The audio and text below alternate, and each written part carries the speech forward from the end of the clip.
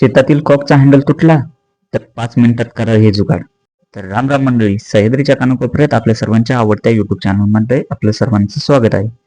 मित्रांनो, शेतीत काम करत असताना साहित्याची तोडफोड होणं नवीन नाही. हे बघा, आपल्या या पाईपलाईनच्या कॉकचा हँडल अचानक तुटला. एकाचा नाही, दोन्हींचा पण तुटला. आता नवीन कॉक आणायचं म्हटलं तर आपले 300-350 रुपये खर्च होणार आणि मुख्य म्हणजे तो बदलायचा तर पाईप कापावी लागते, पुन्हा जोडावी लागते, म्हणजे लय मोठं काम. पण आम्ही यावर एक भारी जुगाड केले. ते कसं, चला पाहूया. तर मित्रांनो, नवीन कॉक आणण्याऐवजी आम्ही काय केलं, हा बघा, 6 जाडीचा आणि 6 इंच लांबीचा लोखंडी गज घेतला.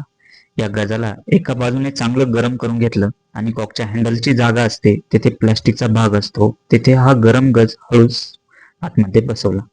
गरम असल्यामुळे तो प्लास्टिक मध्ये जाऊन एकदम घट्ट बसला आणि थंड झाल्यावर तो तर हलत नाही.